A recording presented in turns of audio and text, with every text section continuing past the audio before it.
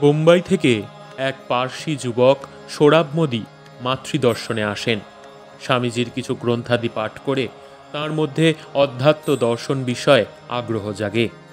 শ্রী শ্রী মা তখন জয়রামবাটি থেকে ম্যালেরিয়ায় ভুগে জীর্ণ শীর্ণ হয়ে দুর্বল শরীরে কলকাতায় ফিরেছেন। তাই ভক্তগণ মাতৃদর্শনে বঞ্চিত আছেন। কিন্তু সোহরাব মোদিকে দেখে শারদানন্দজির কৃপা হওয়ায় তাকে উপরে যেতে দিলেন। শ্রী শ্রী মায়ের সাক্ষাৎ লাভে ধন্য হয়ে সোহরাব মোদি প্রার্থনা করলেন, মাইজি কুছ মূলমন্ত্র দিজিয়ে जिससे ক্ষুধা পেহচানা যায়। শুনেই মা রাসবিহারী মহারাজকে আগ্রহ ভরে বললেন, দেব, দিয়ে দিই। সেবক রাসবিহারী মহারাজ বিস্মিত হয়ে বললেন, কাউকে দর্শন পর্যন্ত করতে দেওয়া হয় না, সবে অসুখ হতে উঠেছ। শরৎ মহারাজ শুনলে কি বলবেন? এখন নয়, এর পরে হবে। মা বললেন, আচ্ছা, তুমি শরৎকে জিজ্ঞাসা করে এসো। মায়ের নির্দেশ অনুযায়ী রাসবিহারী মহারাজ শরৎ মহারাজের অনুমতি প্রার্থনা করতে ছুটলেন। কিন্তু প্রদত্ত অনুমোদন সহ ফিরে এসেই দেখেন তার পূর্বেই শ্রী শ্রীমা গঙ্গাজল নিয়ে প্রস্তুত হয়েছেন। দীক্ষা হয়ে গেলে তিনি বললেন, বেশ ছেলেটি, যা বললুম ঠিক বুঝে নিল। সোহরাব মোদি পরবর্তীকালে বোম্বাইতে প্রখ্যাত চিত্র প্রযোজক হয়েছিলেন।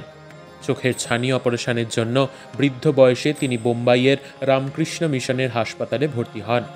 এই সময় তৎকালীন আশ্রম অধ্যক্ষ স্বামী নিরাময়ানন্দ কথা প্রসঙ্গে তাঁর কাছে তার দীক্ষা প্রসঙ্গ জানতে চান। সোহরাব মোদি বলেন, আমার জ্যেষ্ঠ ভ্রাতা আমাকে মায়ের কাছে যাওয়ার জন্য উদ্বুদ্ধ করেছিলেন। মায়ের দীক্ষিত সন্তান হয়ে মায়ের সম্বন্ধে এ কথাই তিনি বিশেষভাবে উল্লেখ করেন। যদিও মা আমার ভাষা বুঝতেন না এবং আমিও মায়ের ভাষা জানতাম না, কিন্তু আমার আন্তরিক জিজ্ঞাসা ও আকুতি তিনি ঠিকই বুঝতে পেরেছিলেন। ভাষা আমার দীক্ষার সময় কোনো বাধা হয়ে দাঁড়ায়নি। মা বাংলাতেই যা বলার বলেছিলেন, আমার তা বুঝতে কোনো অসুবিধা হয়নি এবং আমার বক্তব্য মায়ের বুঝতে কোনো অসুবিধা হয়নি, কারণ তিনি ছিলেন অন্তর্দর্শিনী।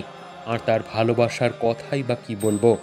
মায়ের কাছ থেকে বিদায় নেবার সময় আমি মাকে বলেছিলাম, যাই মা। আমাকে অবাক করে দিয়ে মা বলেছিলেন, যাই বলতে নেই বাবা, আসি বলতে হয়। মায়ের এই ছোট্ট কথাটি শুনে আমি অভিভূত হয়ে পড়েছিলাম। কি অদ্ভুত ভালোবাসা মাখানো কথা। বস্তুত মাকে আমার মনে হয়েছিল মা wonderful and beautiful. Sohrab Modi ইংরেজিতে এটি বলেছিলেন।